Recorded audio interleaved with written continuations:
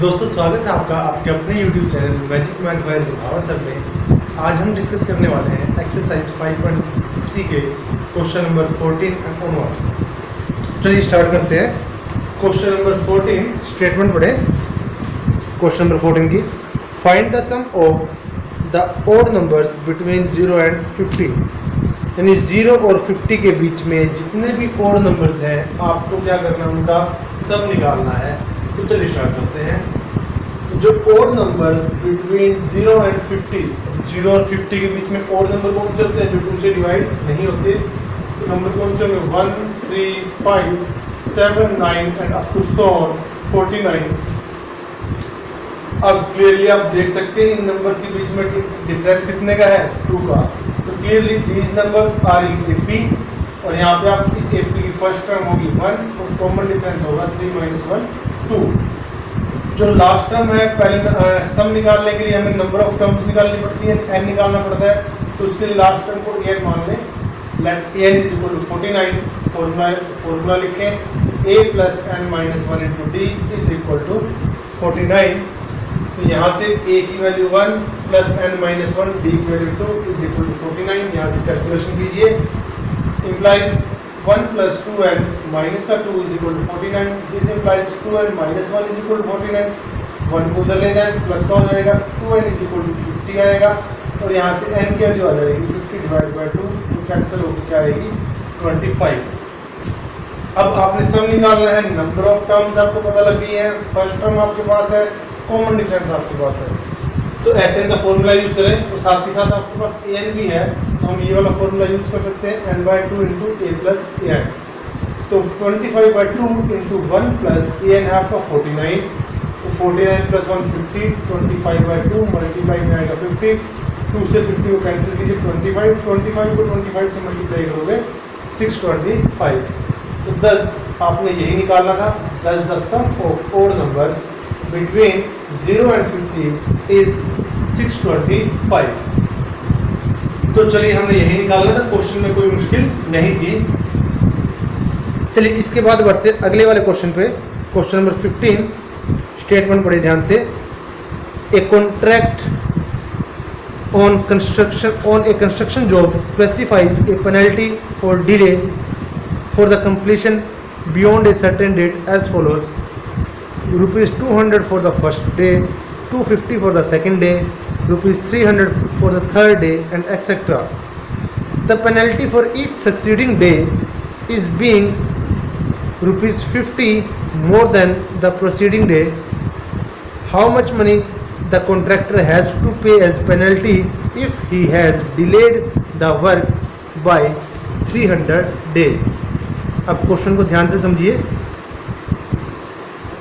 यहाँ से एक कंस्ट्रक्शन जॉब है, एक पर्सन ने कॉन्ट्रैक्ट लिया हुआ है कंस्ट्रक्शन करके देने का, और कंडीशन ये है कि जितने दिन वो डिले करेगा उसका जो अमाउंट है, सरचार्ज है, वो उसका बढ़ता रहेगा। अगर उसने कॉन्ट्रैक्ट एक दिन डिले किया है तो उसको 200 रुपये देने पड़ेंगे। अगर दूसरे दिन भी डिले हो गया तो पहले वाले तो 200 देने पड़ेंगे और अगले दिन के उसको 250 रुपये देने पड़ेंगे। इसी टाइप से जितने दिन डिले करता रहेगा हर दिन के हिसाब से उसके 50-50 रुपये बढ़ते रहेंगे। तो इन्होंने ये कहा कि अगर किसी कॉन्ट्रैक्टर ने पूरा 1 महीना यानी 30 डेज़ काम अगर डिले किया हो तो उसको टोटल कितनी मनी पे करनी पड़ेगी। तो चलिए आइए इसको समझते हैं। तो पहले इसी की लैंग्वेज में स्टेटमेंट लिखते हैं। Penalty for delay on the first day, पहले दिन डिले होने की पेनल्टी कितनी है? 200। Penalty for delay for the second day 250। Penalty for delay on the third day is equal to 300। तो इस टाइप से अगर हम इसको कंबाइन करें 200, 250, 300, ये सारे के सारे क्या बनेगी? एपी बनेगी। एपी की फर्स्ट टर्म क्या है? 200। कॉमन डिफरेंस कितना है?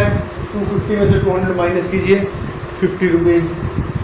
नाउ हमने ये निकालना है कि उसको 30 दिन बाद कितना पे करना पड़ेगा, यानी आपने ऐसी 30 टर्म्स का सम निकालना है। Sn का फॉर्मूला हमें पता है n/2 into 2a plus n minus 1 into d। तो आपने S30 निकालना है, तो आएगा 30/2 इंटू 2, a की वैल्यू 200 प्लस n की वैल्यू 30 माइनस 1 इंटू d है आपका 50। तो तो कैलकुलेशन करें, S30 आ जाएगा, 30 को 2 से कैंसिल करो, 50 इंटू 200 इंटू 2 400 प्लस 30 माइनस 1 29 29 को 50 से मल्टीप्लाई करेंगे 1450 आएगा। इनको ऐड कीजिए तो S30 वाली कैलकुलेशन आएगी 250 इंटू 1850 मल्टीप्लाई करने के आपको बनता है 27,750 रुपीज़। तो इसका मतलब ये हुआ कि अगर एक कॉन्ट्रैक्टर 30 दिन के लिए वर्क को डिले करता है तो उसको कितना पे करना पड़ेगा 30 दिनों के लिए, 27,750। और यही हमारा आंसर है। तो मेरे ख्याल से आपको समझ में आ गया होगा, क्वेश्चन इजी है, सिर्फ स्टेटमेंट थोड़ी लंबी थी इसकी।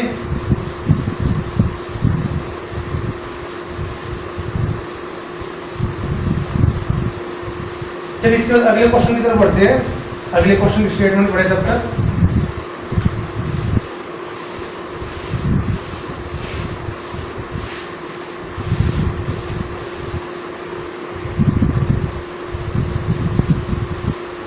क्वेश्चन नंबर 16 में देखिए क्या कहते हैं, A sum of ₹700 is to be used to given 7 cash prizes to the students of a school for their overall academic performance. If each prize is ₹20 less than its preceding prize, find the value of each of the prizes. अब total कितने rupees है उनके पास 700 और उनको prices कितने देने हैं 7 और हर एक प्राइस पहले वाले प्राइस से 20 रुपये कम होना चाहिए। तो आपको ये बताना है कि हर एक प्राइस की वैल्यू क्या होगी। दैट मीन्स आपके पास शॉर्ट फॉर्म में बता देता हूँ। टोटल आपके पास रफली टोटल आपके पास 700 है और प्राइसेस आपको ऐसे डिस्ट्रीब्यूट करने हैं। सपोज कर लीजिए पहला प्राइस अगर आप 100 रुपये का देते हो तो अगला प्राइस 20 रुपये कम, उससे अगला फिर 20 रुपये कम। आपको प्राइस इस तरीके से डिस्ट्रीब्यूट करने पड़ेंगे। जिसे रफली फिगर बता रहा हूँ मैं आपको। तो यहाँ से आपको एक्चुअल में क्या क्या गिवन है, सम गिवन है 700 और नंबर ऑफ प्राइसेस यानी नंबर ऑफ टर्म्स कितनी है 7, क्योंकि प्राइसेस 7 है। और सबसे इंपॉर्टेंट चीज जो कॉमन डिफरेंस आएगा वो क्या आएगा, A2 में से A1 को माइनस करो, 20 रुपये कम हो रहे हैं तो कम हो रहे हैं तो क्या आएगा माइनस का 20, प्लस का 20 नहीं है, 20 रुपये बढ़ नहीं रहे हैं, 20 रुपये कम होते जा रहे हैं प्राइसेस। तो आपको बताना है कि हर एक प्राइस की वैल्यू क्या होगी। कैश प्राइस कितने का होगा, तो क्या करें बोलो, कहाँ से स्टार्ट करें। फर्स्ट टर्म को हम ये मानते हैं, let first cash price is equal to A rupees. So जो सेकंड कैश प्राइस आएगा वो क्या आएगा, उससे 20 रुपये कम आएगा। थर्ड कैश प्राइस क्या आएगा, इससे भी 20 rupees come, that means A minus 40 rupees and so.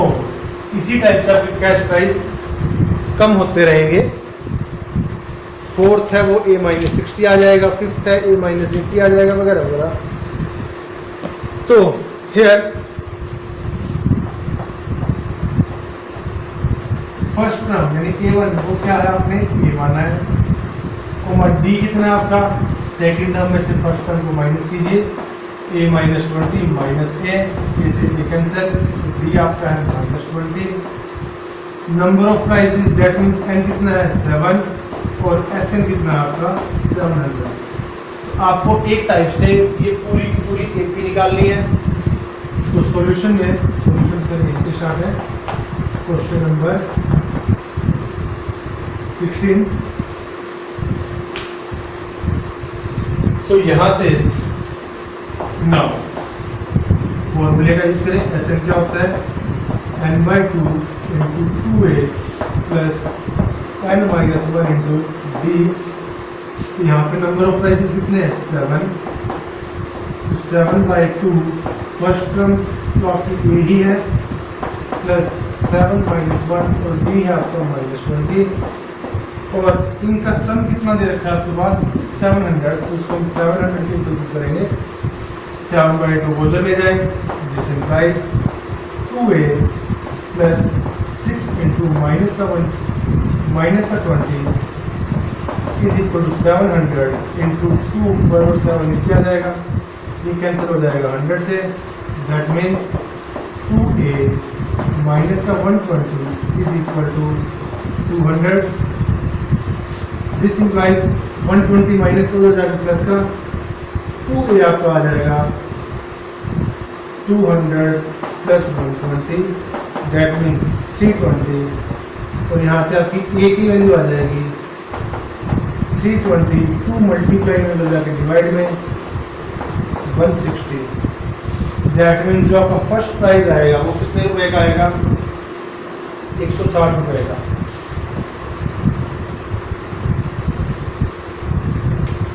और आपने क्वेश्चन में निकालना क्या था, find the value of each price, हर एक प्राइस की वैल्यू निकालनी थी। So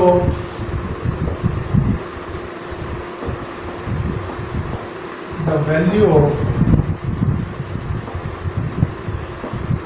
each price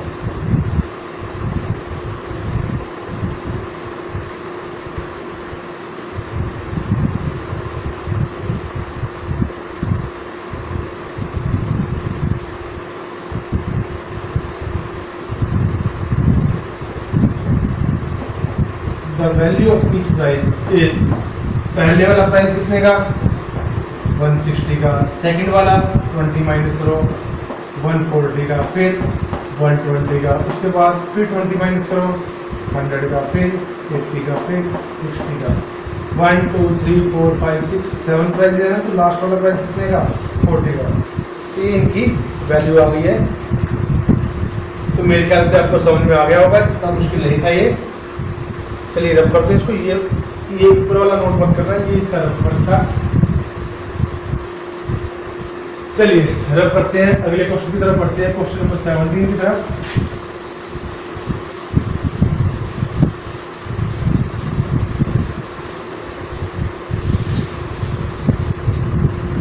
next question है, इन ए school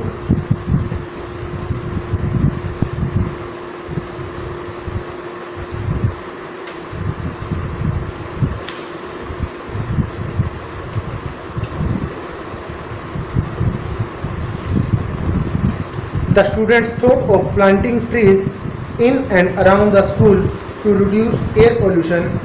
It was decided that the number of trees that each section of each class will plant will be the same as the class in which they are studying. That means a section of class 1 will plant 1 tree, a section of class 2 will plant 2 trees, a section of class 3 will plant 3 trees, and so on till class 12. There are 3 sections of each class. How many trees will be planted by the students? अब आपको समझाते हैं actual में क्या है। Actual में school में tree plant कर रहे हैं, छोटे बच्चे से लेकर बड़े बच्चे तक। हर एक क्लास के 3-3 सेक्शन हैं और हर एक सेक्शन उतने ही ट्रीज प्लांट करेगा जितनी उसकी क्लास का नंबर है। दैट मीन्स फर्स्ट क्लास वाले 1 ट्री प्लांट करेंगे, सेकंड क्लास वाले 2 ट्रीज, यानी हर एक सेक्शन 2-2 ट्रीज। यानी दैट मीन्स अगर क्लास 2 में 3 सेक्शन हैं तो हर एक सेक्शन 2-2 ट्रीज प्लांट करेगा, क्योंकि वो क्लास की संख्या कितनी है 2। तो 2 + 2 + 2 टोटल कितनी ट्री प्लांट करेंगे क्लास सेकंड वाले 6। इसी टाइप से क्लास थर्ड वाले 9, और अब टू सोन कहाँ तक जाना है हमने, क्लास 12 तक। और इनका क्वेश्चन ये है कि टोटल कितने ट्रीज प्लांट किए गए हैं। तो आपको समझाते हैं, क्वेश्चन नंबर आपका है 17।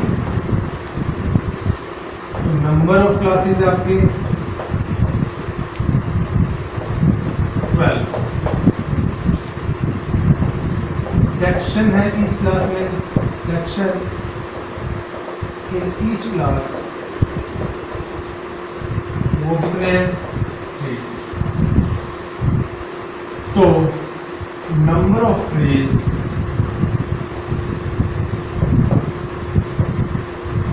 प्लांटेड बाय है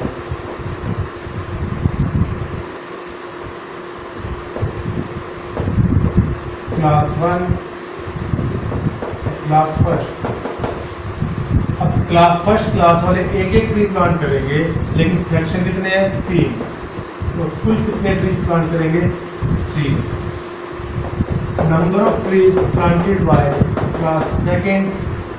अब सेकेंड क्लास वालों ने 2 ट्रीज प्लांट करने हैं, क्योंकि जितने उनकी क्लास है उतने ही ट्रीज वो प्लांट करेंगे। अब सेक्शन 3 होने की वजह से सेकेंड क्लास टोटल कितने ट्रीज प्लांट करेगी? 6। Number of trees planted by class third. Class third वाले 3 ट्री प्लांट करेंगे, सेक्शन भी आपके पास 3 है, कितने ट्रीज प्लांट हुए? 9। 10 the sequence 3, 6, 9 and so on is an AP। ये क्या है? AP है। इस AP में फर्स्ट टर्म क्या आपके पास? 3। कॉमन डिफरेंस क्या है?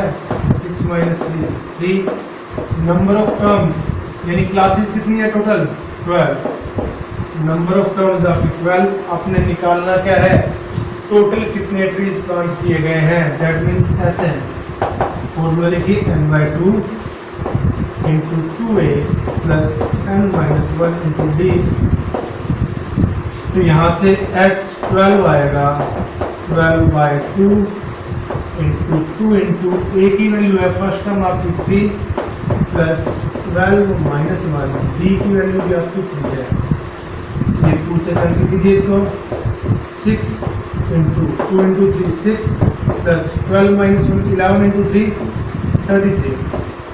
ये आ जाएगा 6 × 39 which is equal to 234। यानी स्कूल में टोटल कितने ट्रीज प्लांट किए गए हैं? 234। यहीं पे हम आंसर लिख देते हैं 10। There the number of trees planted in the school is equal to 234। और यही आपका आंसर है। तो मेरे ख्याल से तो आपको समझ में आ गया होगा। चलिए बढ़ते हैं नेक्स्ट क्वेश्चन की तरफ। अब नेक्स्ट क्वेश्चन भी थोड़ा सा ऐसा ही है। एक्चुअल में ये जो लास्ट वाले क्वेश्चन आ रहे हैं, ये क्वेश्चन इंपॉर्टेंट है, क्योंकि ये एपी के प्रैक्टिकल क्वेश्चंस हैं जो नॉर्मली कई बार पूछे जाते हैं। 18th क्वेश्चन देखिए। A spiral is made up of successive semi circles with centres alternately at A and B respectively. Starting with the center A, radii of 0.25 cm, 1 cm, 1.5 cm, 2 cm and so on as shown in the figure। तो यहाँ से क्या draw किए गए हैं? Semi circles draw किए गए हैं। What is the total length of such a spiral made up of 13 consecutive semicircles? यानी अगर ऐसे ऐसे सेमी सर्कल्स टोटल 13 हो तो उसकी टोटल लेंथ क्या आएगी, ये आपने बताना है। और यहाँ पे क्योंकि सेमी सर्कल है, सर्कमफ्रेंस का यूज़ होगा 2πr। वहाँ से पाई की वैल्यू आपने क्या लेनी है? 22/7। तो मेरे ख्याल से आपको स्टेटमेंट समझ में आ गई होगी, और अगर नहीं समझ में आई है तो अभी चलिए अब हम समझा देते हैं। अब स्पाइरल तो आपने देखा ही होगा। चलिए अगर आपने नहीं देखा तो आपको प्रैक्टिकली बता देते हैं। आपने स्पाइरल बाइंडिंग तो नाम सुना है ना? स्पाइरल बाइंडिंग क्या होती है? वो जो छल्लों से वाली बाइंडिंग होती है। तो जो स्पाइरल है इसमें भी ऐसे कुछ स्पाइरल ऐसे बनाया गया है। दो सेंटर्स लिए गए हैं ए और बी। ए से स्टार्ट किया गया है, जिनके बीच का डिस्टेंस है 0.5। ए से स्टार्ट किया 0.5 सेंटीमीटर रेडियस ली और एक सेमी सर्कल ड्रॉ कर दिया। फिर बी को सेंटर बनाया, 0.5 ये है, 0.5 पीछे वाला। अभी टोटल कितनी हो गई? 1 हो गई। इसको सेमी सर्कल, इसको रेडियस मान के एक सेमी सर्कल ड्रॉ किया।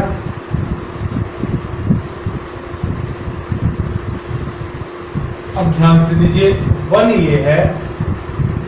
अब दोबारा फिर ए पे आते हैं। ये पूरा कितना है 1, तो ये भी कितना होगा 1, ये 1 है, नीचे वाला 0.5 है, तो टोटल कितना हो गया 1.5।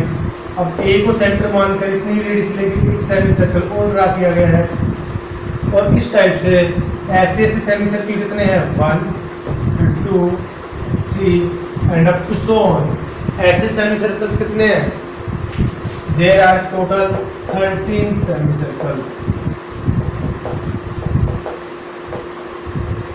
तो आपने क्या निकालना है, इस स्पाइरल की लेंथ। अब मुझे ये बताइए लेंथ ऑफ स्पाइरल क्या रहेगी।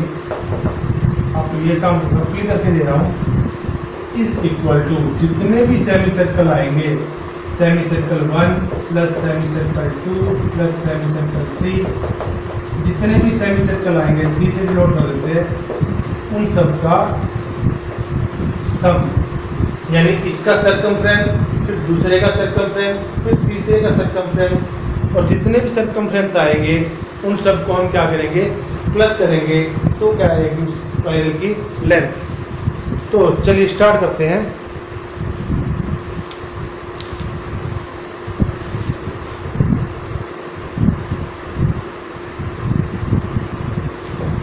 Length of semi circle,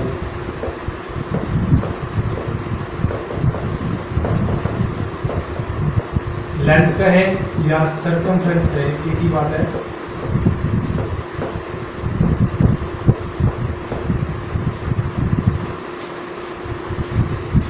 circle का सर्कमफ्रेंस क्या होता है 2πr।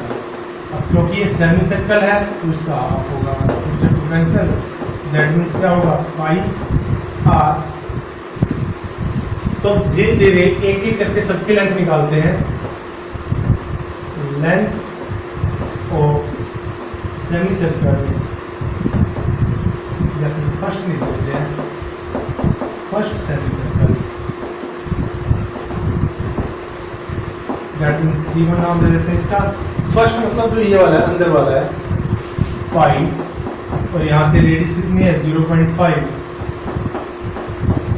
दैट मीन्स 0.5 होता है 5/10, इतने लिख देते हैं, या कैलकुलेशन कर ही देते हैं 1/2 next length of second semi circle, second semi circle में जो रेडियस कितनी है हो जाएगी 1, 5 × 1 = 5। Length of third semi circle C3, 5 × third semi circle की रेडियस है 1.5, दैट मीन्स 5 × 15/10, कैंसिल आउट हो गया 3/2, which is equal to 3/2 pi, and so on. Now अब इन सेमी सर्कल्स की लेंथ निकाल लेते हैं। पहली क्या थी 1/2 पाई, सेकंड क्या है पाई, थर्ड क्या है 3/2 pi, and two so on.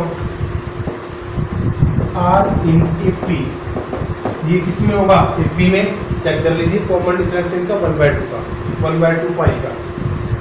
ये A है आपका π/2, D है आपका A2 - A1, पाई माइनस 1/2 पाई, यानी π/2, एलसीएम ले सकते हैं 2 पाई माइनस पाई, तो कॉमन डिफरेंस भी आपका कितना आ गया π/2। नंबर ऑफ सेमी सर्कल कितने हैं 13। आपने निकालना क्या है उन सबकी लेंथ, यानी उन सबका सम।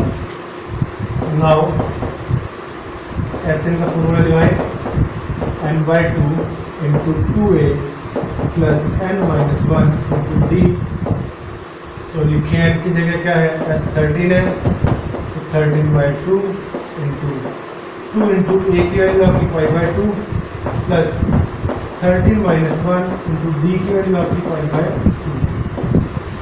यहाँ से 2 से 2 कैंसिल, ये आपका आ जाएगा 13/2 × पाई प्लस 13 - 1 12 × π/2, 2 से ये कैंसिल होगा 6 पे, ये आ जाएगा 13/2